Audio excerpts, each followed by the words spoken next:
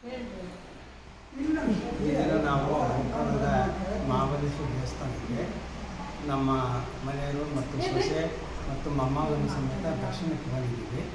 ನಮ್ಮ ಹಿರಿಯರು ಎಲ್ಲರೂ ಒಂದು ವರ್ಷದೊಳಗೆ ಗೋಕರ್ಣ ದರ್ಶನ ಮಾಡಬೇಕು ಮಾತನ್ನ ಹೇಳಿದ್ರಿಂದ ನಾವು ದರ್ಶನಕ್ಕೆ ಬಂದಿದ್ದೇವೆ. ಈ ದರ್ಶನದಿಂದ ನಮ್ಮ ಮಗಳಿಗೆ ಮೋಕ್ಷ ನಮಗೆ ಅದು ಸಂಬಂಧ ಇಲ್ಲ. ನಾನು ನಾವು ಇಷ್ಟೇ ಕೇಳೋದು, ತಪ್ಪಿದ್ರೆ ಶಿಕ್ಷೆ ಆಗಿದೆ ಅಂತ ಕೇಳೋದು. ನಾವು ಇಲ್ಲಿ ದೇವಸ್ಥಾನಕ್ಕೆ ಬಂದಿದ್ದು ನಮ್ಮ ಮಗನಿಗೆ ಮೋಕ್ಷ ಸಿಗಬೇಕು ಮತ್ತು ನಮಗೆ ಉತ್ತರ ಒಳ್ಳೆಯದಾಗಬೇಕು ಅಂತ, ನಮ್ಮ ಅಮ್ಮನಿಗೆ ಒಳ್ಳೆಯದಾಗಬೇಕು ಭಗವಂತರು. ಕಾನೂನು ಮೇಲೆ ನಂಬಿಕೆ ಇದೆ, ಆದರೆ ಇತ್ತೀಚಿನ ಒಂದು ಬೆಳವಣಿಗೆ ನೋಡಿದರೆ ಏನು ಅಂತ ನಮಗೆ ಅರ್ಥ ಆಗ್ತಾ ಇಲ್ಲ. ಇತ್ತೀಚಿನ ಬೆಳವಣಿಗೆ ಕಾನೂನು ಬಗ್ಗೆ ಸರ್ಕಾರದ ಬಗ್ಗೆ ನಮಗೆ ಅತೀವಾದ ನಂಬಿಕೆ ಇದೆ. ಇಲ್ಲಿವರೆಗೂ ಅವರು ಪ್ರಾಮಾಣಿಕವಾಗಿ ಎಲ್ಲ ನಡೆಸ್ಕೊಂಡು ಬಂದಿದ್ದಾರೆ. ಕಾನೂನು ಮುಂದೆ ಏನಾಗುತ್ತೋ ಗೊತ್ತಿಲ್ಲ.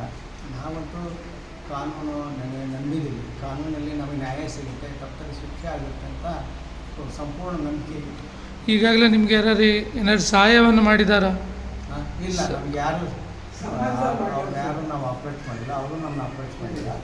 ಯಾವುದು ಸರ್ಕಾರದಿಂದ ಯಾವುದೂ ನಾವು ಕೇಳಿಲ್ಲ. ಹಣಕಾಸಿನ ಸವಲತ್ತು ಇಲ್ಲ. ಆದರೆ ನಮ್ಮ ಸೊಸೆಗೆ ಸರ್ಕಾರ ಒಂದು ಕಾಯಂ ನೌಕರಿ ಕೇಳಿದ್ವಿ. ಆ ನೌಕರಿಯಲ್ಲಿ ಆದರೂ ಸರ್ಕಾರದಿಂದ ಒಂದು ಎಂಡಾಸ್ಮೆಂಟ್ ಕೊಟ್ಟಿದ್ದಾರೆ. ಕಾನೂನಲ್ಲಿ ಆ ಥರ ಅವಕಾಶ ಇಲ್ಲ ಅಂತ. ಆದರೂ ಕೂಡ ನಾವು ಮತ್ತೊಂದು ಪುನರ್ ಪರಿಶೀಲನೆ ಅರ್ಜಿ ವಿಶೇಷ ಪ್ರಕರಣದಲ್ಲಿ ಒಂದು ಸ್ಪೆಷಲ್ ಪ್ರಕರಣ ಇದೆ ಅಂತ ಅದನ್ನು ಪರಿಗಣಿಸಿ ಅದನ್ನು ನೀವು ಸರ್ಕಾರ ನಮಗೊಂದು ಸೊಸೈಟಿಗೆ ಕಾಯಂ ನೌಕರಿ ಕೊಡಬೇಕಂತ ನಾವು ಕೇಳ್ಕೊಂಡಿದ್ದೀವಿ. ಅದರ ನಂಬಿಕೆ ಸರ್ಕಾರ ನಮಗೆ ಆ ಥರ ಒಂದು ನಮ್ಮ ನಂಬಿಕೆಯನ್ನು ಬಿಸಿಗೊಳಿಸಲಿಲ್ಲ.